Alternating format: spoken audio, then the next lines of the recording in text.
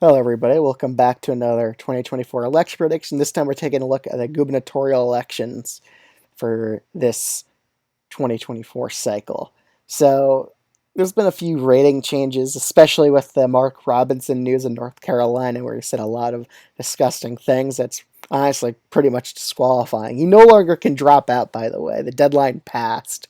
So, the Republicans are stuck with a candidate that's pretty much likely to lose the state by a big margin. So I think we'll start off the video with North Carolina, just going with it. Let's see. Now this is the presidential map. This is the governor map. So in North Carolina, Stein was leading by over 10% even before the allegations have came out against Robinson. So post allegations, we'll probably see Stein leading by 15% in the polls. He's probably going to build on that lead. And that's horrible news for Republicans down ballot and up ballot. I think this affects the presidential race in some way because Democrats are going to link Mark Robinson with Donald Trump here. And that's enough in a 50-50 state to give Harris a slight edge, is why I have her as a slight favorite to win the state of North Carolina in my last video. So looking at this governor race, I think we're looking at a safe blue race. I don't think Robinson has any chance of winning. I expect Stein to win by 10 percentage points in this state. Going over to Indiana, there was a poll before here that had it as an only a 2 percentage point race. We'll take a look at it right now. But yeah, there was a poll before that only had Braun up by 2 points, but then there was a poll conducted by Emerson College right after showing him up by 11. So I'm more inclined to believe the 11% lead poll. It seems more realistic.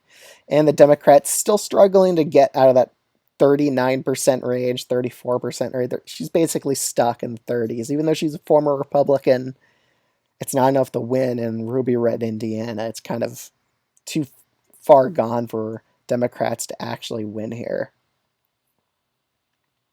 So I have this as a safe Republican race. Missouri is also safe Republican. There's pretty much a no-name Democrat that probably has no chance of winning in this ruby red state. North Dakota is also just safe Republican. West Virginia, even though you have a moderate Democrat running here against Patrick Morrisey, who isn't the most electable candidate. He lost to Joe Manchin before.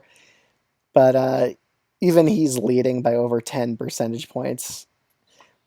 And again, Steve Williams probably has little chance at winning. Patrick Morrisey's probably going to break 60% of the vote just because of how Republican West Virginia is nowadays. The Democratic Party is actually becoming extinct in West Virginia.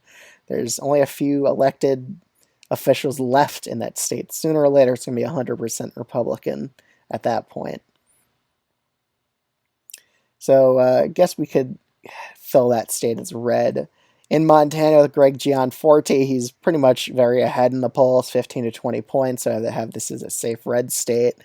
In Vermont, Phil Scott, popular liberal Republican governor. Honestly, he's very centrist, so it's perfect for a state like Vermont. He's socially liberal but fiscally conservative, and that's a perfect mix in the state of Vermont. In Delaware, we have a pretty strong Democratic candidate on this side. He supports a $15 minimum wage, legalizing marijuana.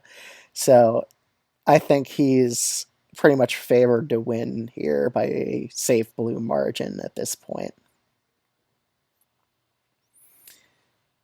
Going over to the state of Utah, we have an interesting case here. We do have a Republican running a write-in campaign after losing the primary to the current incumbent governor here. But the polling has shown that there's really not much of a difference here. The Democrats still not even breaking 30% in these polls. So the Democrats still have no chance in the state of Utah, which is why it's just safe Republican. Heading over to Washington State, it's a bit more of an interesting race. It's a bit closer, as polls have shown. So far, it still hasn't shown Ferguson up by over 10%, except for in this more recent poll right here. But other polls have shown it's a likely blue race, and I think that's where I'll put it right now. Reithart is getting a good amount of money in this race as well. And so far, the Washington primary result, which is usually pretty predictive of the general, I mean, if you add up the Democratic totals here, it pretty much goes over 50%. But Reinhardt, he does have a chance to make this race competitive. I do think he'll get in the low 40s at least in the state of Washington. But so far, I'd put this as an 8%, or no, I'll put it Ferguson as a 9% favorite here. So I think he wins by 9 points in the state of Washington. So that's enough to make it a likely blue margin. So Washington might be even closer than North Carolina. It's something we got to look out for. But this race could shift to safe blue by October, honestly. But I'm just being cautious and keeping the likely blue column because we haven't had a lot of polling in this race. So heading over to the state of New Hampshire, we have finally got polls out of this race, and it shows a tilt blue / tilt R race either way. But I did look at the sampling of the polls. University of New Hampshire sample is a lot more Democratic than St. Anselm's College's poll. And I'm more likely to believe this poll because it has more respondents and the sampling's just better. So I think Oyette is a narrow favorite to win the governorship in New Hampshire so far.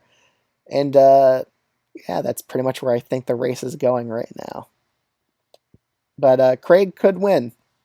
Again, there's undecideds here. New Hampshire's becoming an increasingly Democratic state. Good Democratic trends here. But so far, it's a tilt-R race at this point, unless Joyce Craig gets a lot more money or fixes the distance between her and Oyette in the polls. But so far, it's a tilt Republican race, in my opinion. So this is the 2024 gubernatorial map for September. And this is how I see the races going so far. I think Mark Robinson's going to lose by over 10. And I think Dave Reinhardt barely gets it down to 9%. It could even go over 10 at this point. But I think it'll be a more competitive race. So New Hampshire is really the only race to actually watch in terms of possible upsets here. But so far, I think the Republicans are favored to win this governorship mansion. So the governorships pretty much remain the same. There's no flips. There's 23 Democrats, 27 Republicans. So thanks so much for watching this video. If you're new to this channel, I'd highly recommend subscribing if you enjoy content like this. And thanks so much for watching. Let me know what you think of this video in the comments down below, and bye.